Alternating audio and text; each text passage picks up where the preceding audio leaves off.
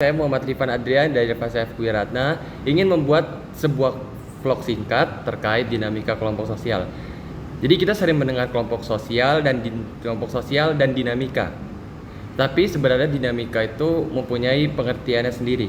Dinamika itu adalah sebuah perubahan yang terjadi karena ada sesuatu yang terjadi seiring waktu. Jadi perubahannya terjadinya seiring waktu kelompok ini berjalan. Jadi dinamika kelompok sosial adalah sebuah interaksi atau perubahan yang terjadi di suatu kelompok sosial karena berdasarkan faktor-faktor tertentu. Nah, apa sih faktor-faktor yang menyebabkan dinamika kelompok sosial itu? Yang pertama itu karena terdapat sebuah norma dan nilai. Pastinya setiap kelompok sosial terdapat norma yang ditetapkan oleh bersama dan yang harus dilakukan secara bersama. Maka itu akan bisa mempengaruhi suatu kelompok sosial tersebut. Yang kedua itu pastinya ada interaksi. Interaksi seiring waktu pasti akan lambat laun dapat mempengaruhi kelompok sosialnya. Yang ketiga itu karena ada kepemimpinan. Pemimpin ini tujuannya untuk mengerahkan anggotanya untuk melakukan tugas-tugasnya dan menerapkan semua aturan yang telah ditetapkan oleh kelompok sosial tersebut. Yang keempat itu ada kohesi. Kohesi ini adalah tingkat kedekatan emosional anggota kelompok sosial.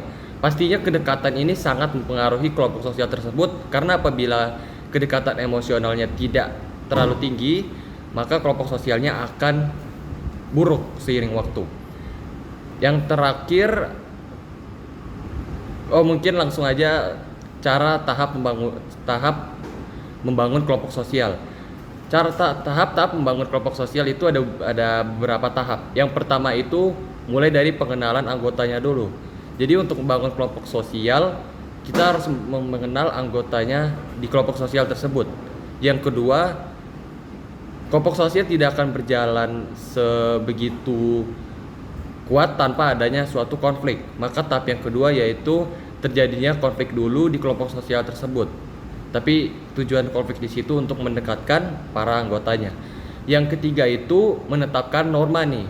Nah, setelah ada konflik pastinya gak mau lagi dong ada konflik lagi yang terjadi, maka ditetapkanlah norma dan nilai yang dilakukan secara bersama dan ditetapkan secara bersama. Yang keempat itu mulai performing atau mulailah berjalan kelompok sosial ini secara berkelompok mengerjakan tugas-tugasnya. Yang terakhir yang terakhir itu pokoknya kelompok sosial ini telah menyelesaikan tugas-tugas yang diberikan. Jadi kesimpulannya adalah dinamika kelompok sosial pasti akan terjadi karena setiap individu karena di kelompok sosial pasti banyak perbedaan individu, perbedaan latar belakang di individunya yang pasti akan memengaruhi kelompok sosial tersebut.